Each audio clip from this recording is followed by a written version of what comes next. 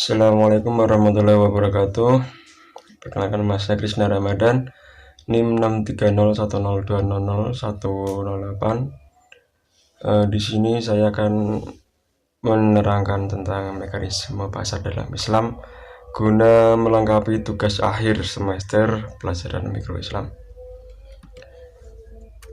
Yang pertama, pengertian pasar.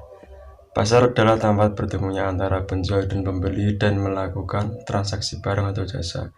Pasar merupakan sebuah mekanisme pertukaran barang dan jasa yang alamiah dan telah berlangsung sejak awal peradaban manusia. Dalam Islam, pasar sangatlah penting dalam perekonomian. Pasar telah terjadi pada masa Rasulullah SAW dan Khulafaur Rasyidin dan menjadi sunatullah yang telah dijalani selama berabad-abad. Kemudian yang kedua, perspektif Islam. Pasar yang selama ini berkembang khususnya di Indonesia hanya bertuju pada upaya pemaksimalan untuk mencari keuntungan sebesar-besarnya semata dan cenderung berfokus pada kepentingan sepihak. Sistem tersebut nampaknya kurang tepat dengan sistem ekonomi syariah yang menekan konsep manfaat yang lebih luas pada kegiatan ekonomi, termasuk di dalamnya mekanisme pasar. Dan pada setiap kegiatan ekonomi itu mengacu kepada konsep maslahat dan menjunjung tinggi asas-asas keadilan.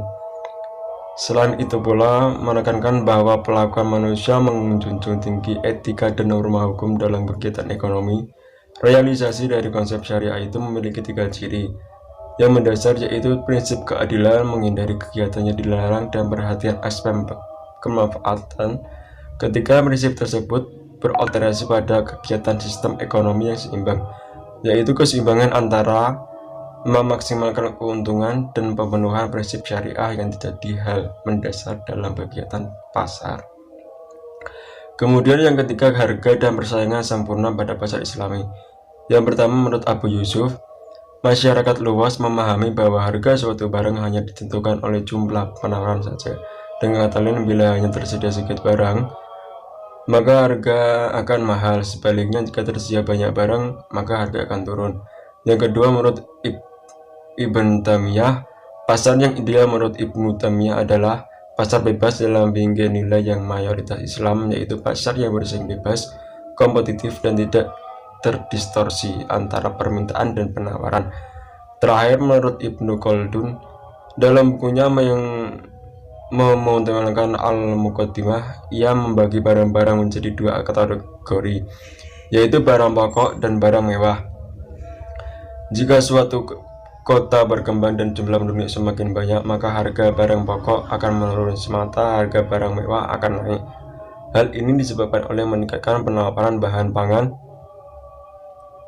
dan barang pokok lainnya, sebab barang ini sangat penting dan dibutuhkan oleh setiap orang, sehingga pengadaan akan diprioritaskan. Kemudian keempat, kekuatan pasar dalam ekonomi Islam.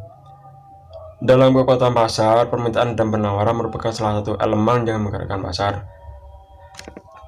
Ada juga distorsi pasar. Yang pertama, penimbunan barang atau iktikar. Perdagangan dilarang melakukan iktikar, yaitu melakukan penimbunan barang dengan tujuan spekulasi, sehingga ia mendapatkan keuntungan besar di atas keuntungan normal, atau dia menjual hanya sedikit barang untuk mendapatkan harga yang lebih tinggi sehingga mendapatkan keuntungan di atas keuntungan normal. Penetapan harga, tasyir atau penetapan harga, merupakan salah satu praktek yang tidak dibolehkan oleh syariat Islam.